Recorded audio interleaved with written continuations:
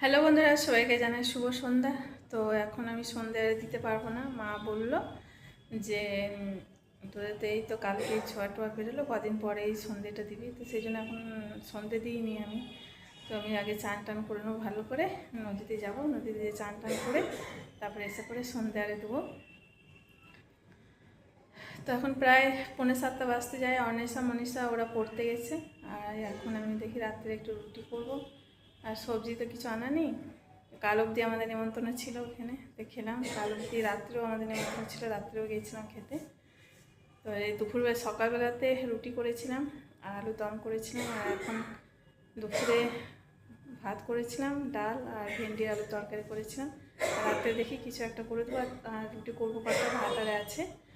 তো এখন আমি আটাটা সেনে নিই, আটা সেনে পরে রুটিটা আরে করে নিই। আর রুটি করতে করতে তোমাদের সাথে অনেক কিছু কথা শেয়ার করার আছে, সেগুলো সব বলবো তোমাদেরকে। তো বন্ধুরা, আমি এখন আটা সানতে বসে গেছি। এই তো আমার এখন আটা সানা হচ্ছে, আটাটা সেনে রুটিটা করে নিই। আর ওরা তো পড়তে গেছে, এখন আসার সময় হয়নি ওদের, তারপর চলে আসবে 7:30টার সময় চলে আসবে। এখন প্রচণ্ড হাওয়া দিচ্ছে, খুব ঠান্ডা ঠান্ডা হাওয়া, খুব ভালো লাগছে। ছাদে গেটটা খুলে রেখে দিয়েছি, ছাদ থেকে খুব হাওয়া আসছে।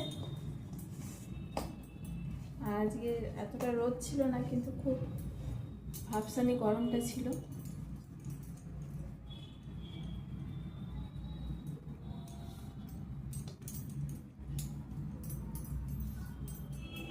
আজকে প্রায় 12 দিন আমরা সব সেদ্ধ খাবার খাচ্ছিলাম, তো নিয়ে হঠাৎ তেল মশলা খাচ্ছি, তো শরীরটা বেশ একটু ভালো নেই।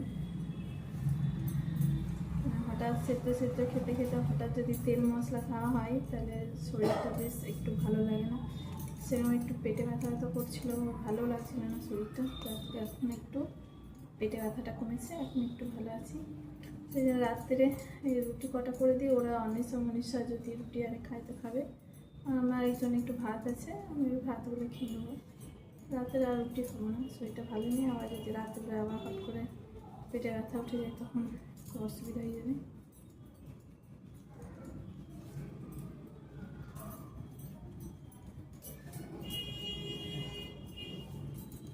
তো সব রোদ কাটা হয়ে গেছে, এবার আমি এগুলো গোল গোল করে নিই, তারপরে আবার রুটি এগুলো বেলে নিই।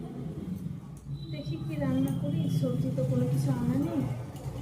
এবার কী সবজি করবো, যা ছিল ভেন্ডি আরে আমি নিয়েছিলাম, রাখা ছিল, তো ভেন্ডি তরকারি করে দিয়েছিলাম, বেলা হয়ে গেছে।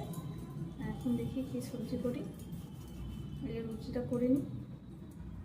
রুটিটা করে দেখি কী সবজি করি, সবজিটা করে নেবো তাড়াতাড়ি। এই ছাদে একটু বসবো, প্রচণ্ড গরম লাগছে।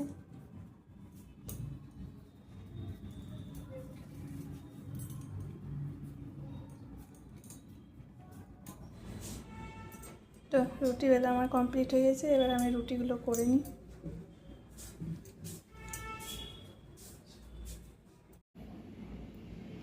এই তো আমার এইমাত্র রুটি কমপ্লিট হলো, আর এখানে একটু কাঁচা ছোলা ভিজানো ছিল, তো সেদ্ধ করতে দিলাম মুড়ি খাওয়ার জন্য।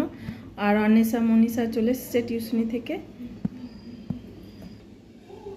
কাঁচা ছোলা সেদ্ধ করতে দিয়েছি একটু নুন দিয়ে। এটা সেদ্ধ হয়ে গেলে একটু হালকা তেল দিয়ে শুকনো লঙ্কা দিয়ে একটু ভাজা ভাজা করে দেবো, নিয়ে মুড়ি খাবো।